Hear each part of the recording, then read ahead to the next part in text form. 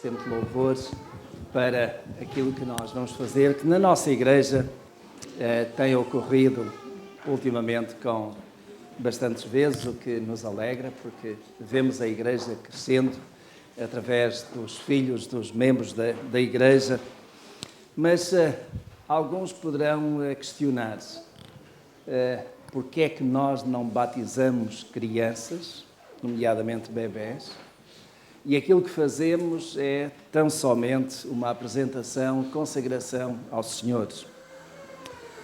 Há naturalmente motivos bíblicos para isso.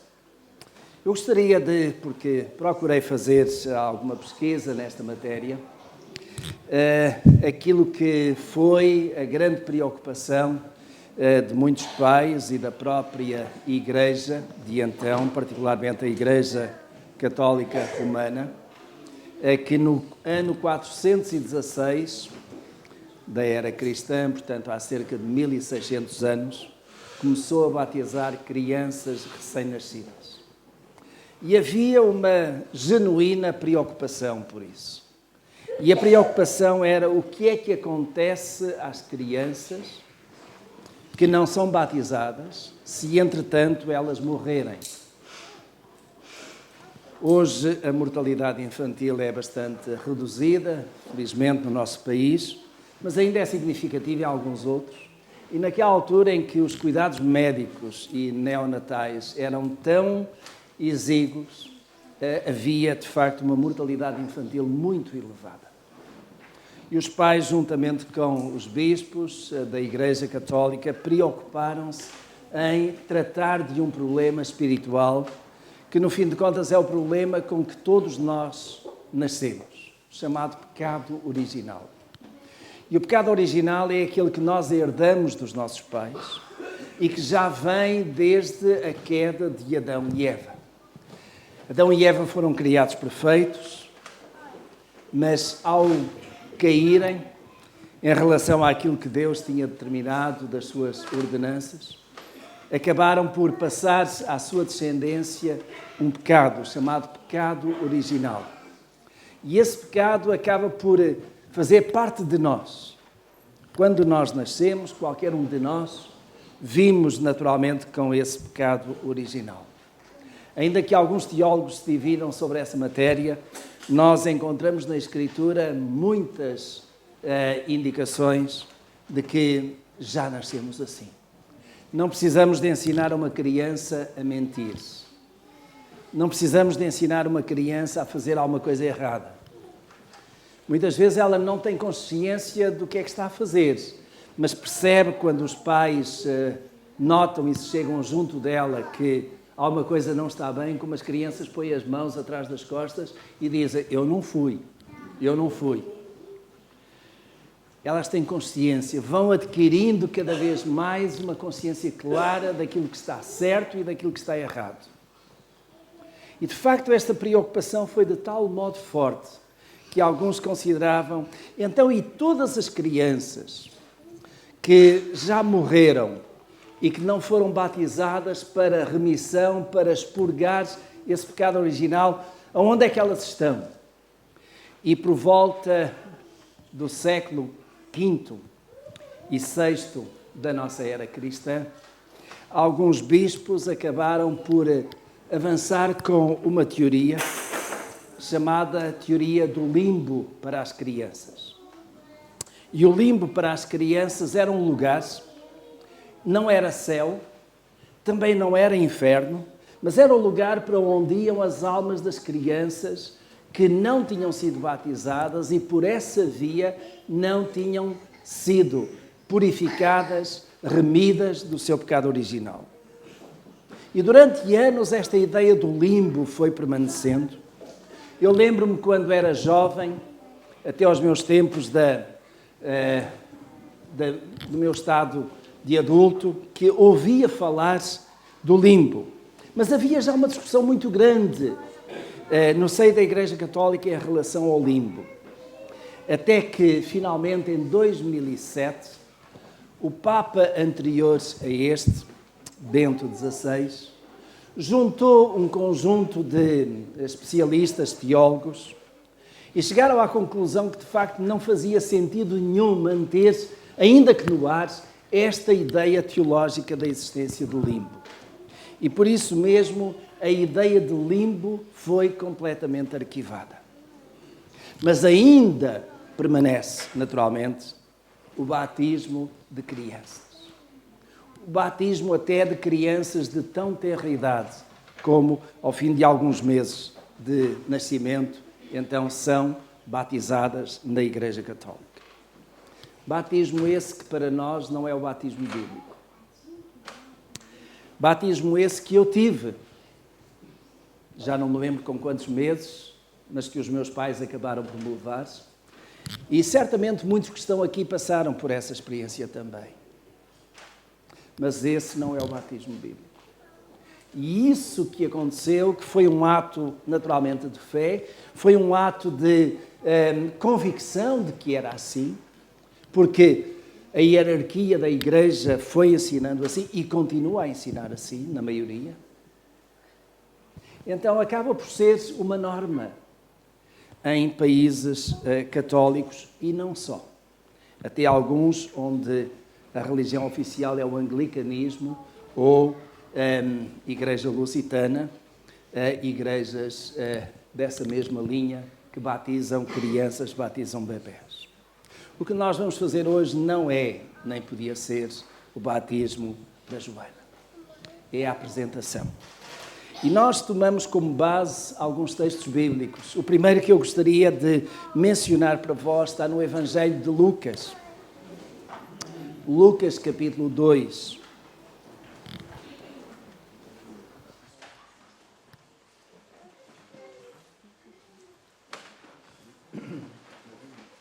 Lucas, capítulo 2, versículos 21 até 24.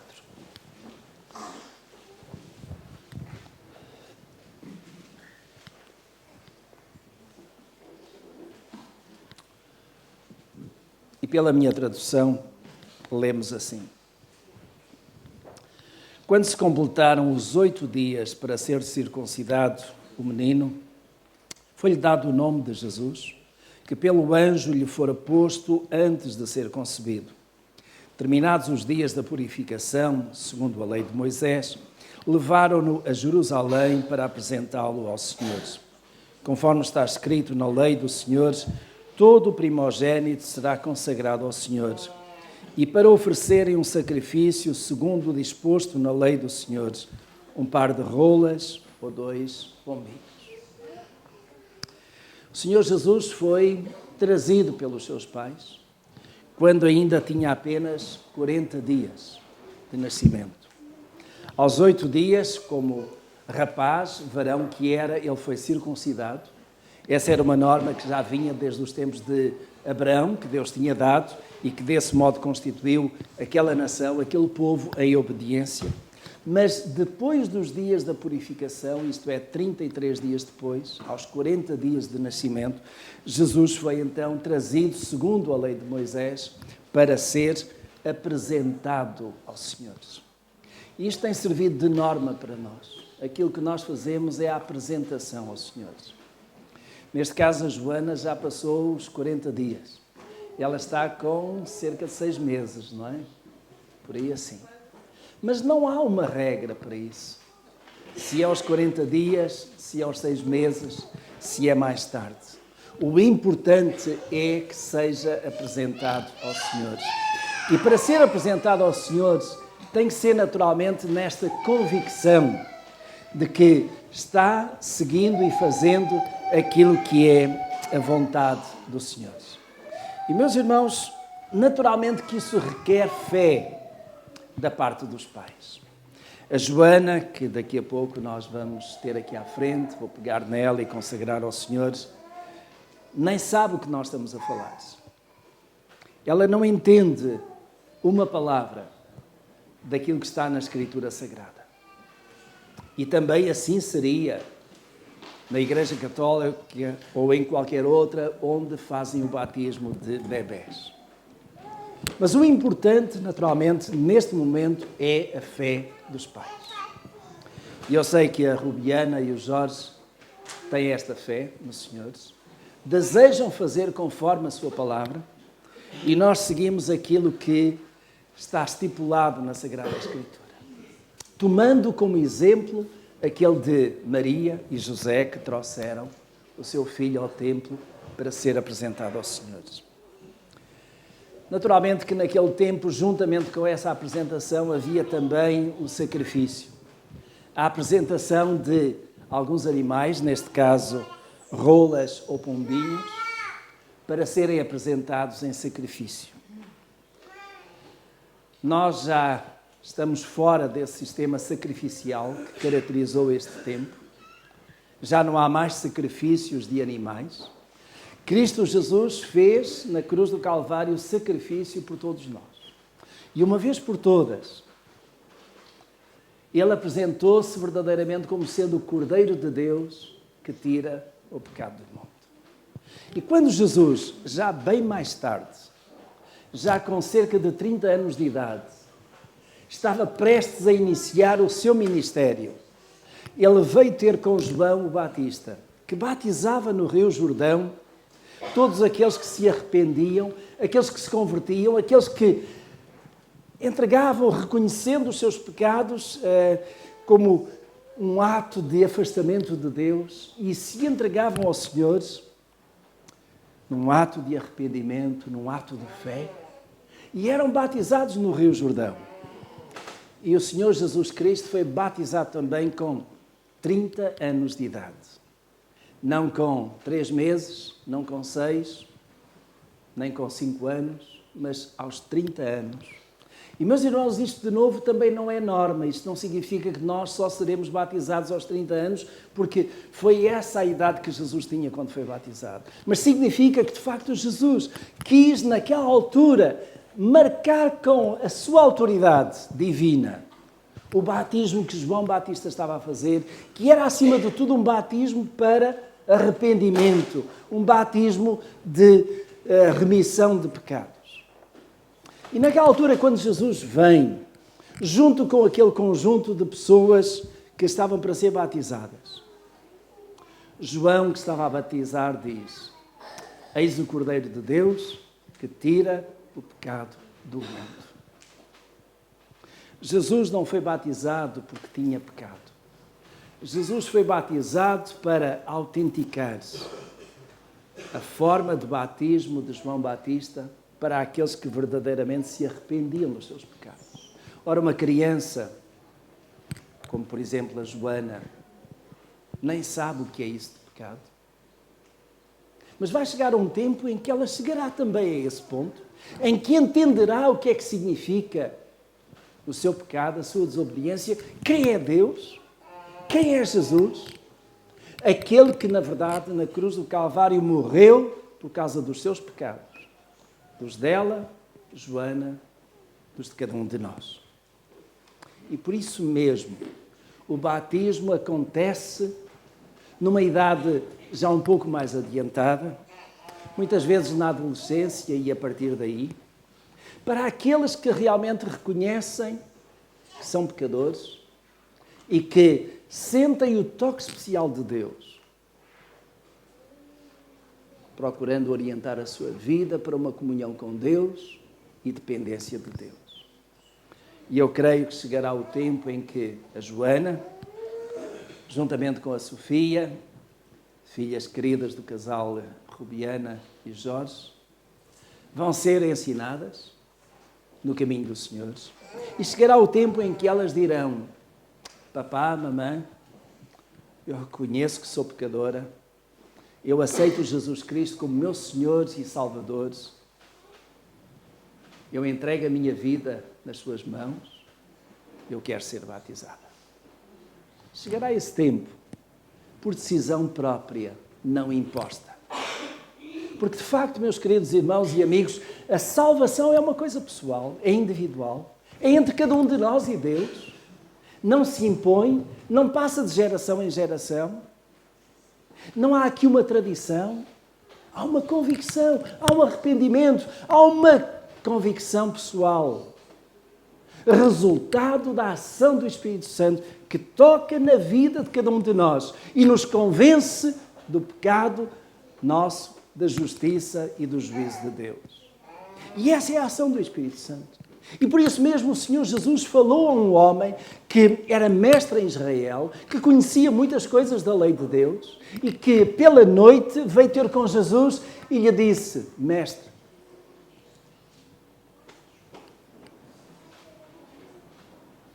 Jesus falou-lhe naquela altura: necessário te é nascer de novo. E Nicodemos ficou tão apreensivo, tão estremunhado com aquele necessário te é nascer de novo, que logo a sua mente foi para aquilo que era, certamente, o nosso pensamento também. Então é necessário que eu volte ao ventre de minha mãe e torne a nascer? Não. O que é nascido da carne é carne, mas aquele que é nascido do Espírito é Espírito. O novo nascimento é de ordem espiritual, é no plano espiritual, não é físico. Mas, de facto, aquele que aceita o Senhor Jesus, reconhecendo o seu pecado, reconhecendo que, por causa do seu pecado, seja o pecado original ou todos aqueles outros que vai cometendo, está separado da graça de Deus. E que não há nada, nem água, nem qualquer penitência, nem qualquer coisa que é suficiente para retirar esse pecado. Por isso, o apóstolo Paulo, ao escrever aos Efésios, disse: pela graça sois salvos, mediante a fé. E isto não vem de vós, é dom gratuito de Deus. Não vem das obras, para que ninguém se glorie. Pela graça de Deus, eu fui salvo. Pela graça de Deus, muitos que estão aqui foram salvos, quando exerceram a sua fé na existência deste Deus que é criador e sustentador de todas as coisas, que nos fez assim como somos, mas que apesar do nosso pecado não voltou as costas, não se distanciou de nós, mas tende-nos a sua mão, para que nós possamos agarrar essa mão e sermos salvos, sermos libertos do nosso pecado, daquela condenação que está sobre nós. Na verdade, quando assim acontece, então nós passamos por esse novo nascimento. Somos novas criaturas e Paulo diz: se alguém está em Cristo, nova criatura é. As coisas velhas passaram, eis que tudo se fez de novo. E assim é, ou tem sido, para o Jorge, para a Rubiana. E eu creio que também virá a ser para a Sofia e para a Joana. É esse o vosso desejo, não é, Jorge e Rubiana? Vamos por isso mesmo, então, chegar aqui à frente.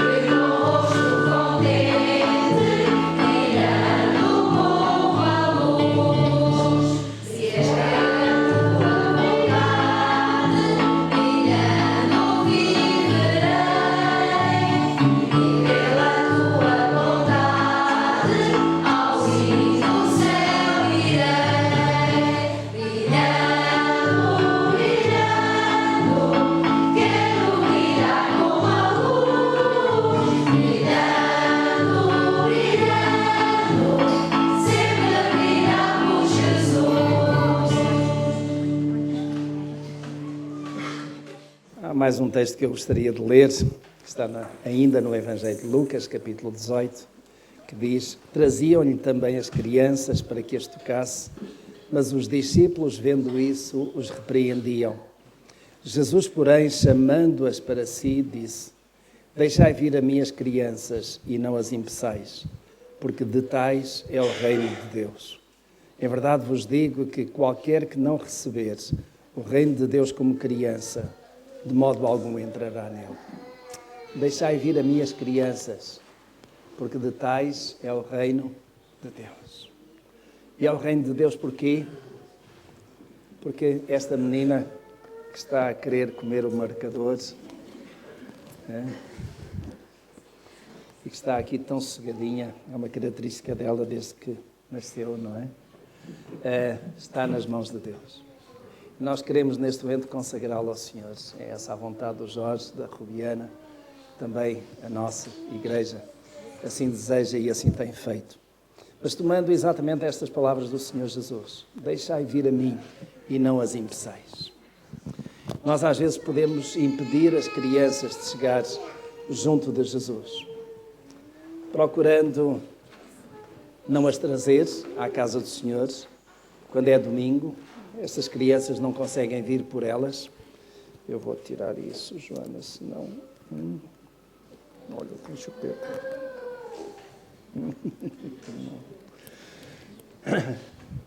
Mas alguma outra forma que nós podemos impedir as crianças de conhecer a palavra de Deus é simplesmente elas virem à igreja e não nos importarmos com elas, não deixarmos que elas ouçam, conheçam a palavra de Deus, para que a seu tempo possam decidir.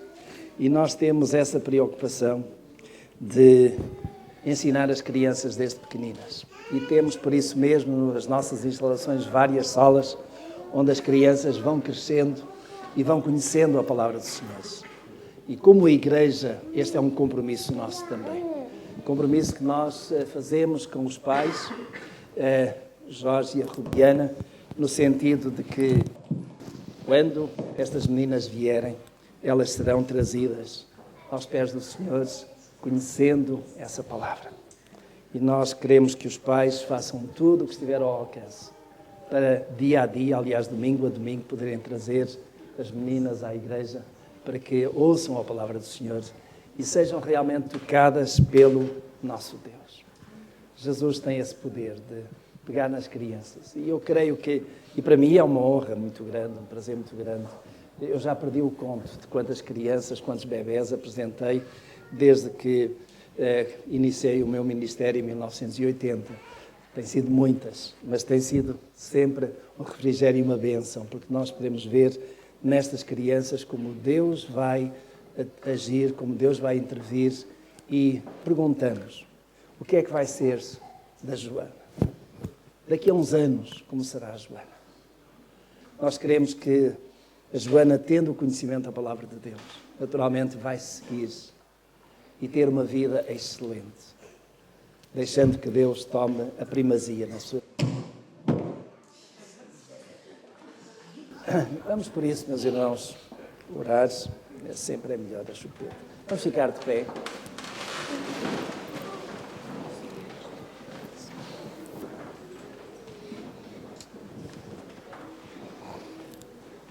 Eu peço que a igreja ore, não apenas comigo nesta hora, mas sempre lembrando as crianças da nossa igreja, lembrando a Joana neste momento. Vamos orar ao nosso Deus. Querido Pai do céu, louvado seja o teu santo nome. Nós te damos muitas graças por aquilo que tu tens feito pelas nossas vidas. Te damos graças, ó Deus, pela salvação tão preciosa que tu nos tens concedido através de Cristo Jesus, que morreu na cruz do Calvário por causa dos nossos pecados, para nos remir, para nos restaurar e reconciliar contigo, Senhor.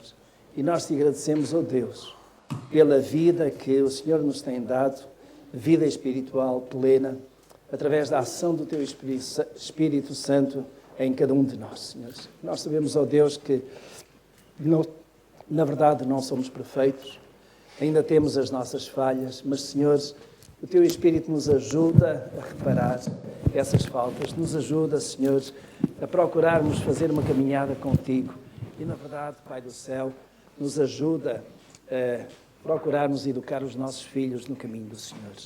Nós queremos, ó Deus, rogar-te neste momento que abençoes a Joana, que, na verdade, Senhor, tu ponhas a tua mão sobre ela, que o Senhor Jesus, tal como fez na altura em que ele esteve no meio dos homens, que ele, Senhor, neste momento, toque na vida da Joana.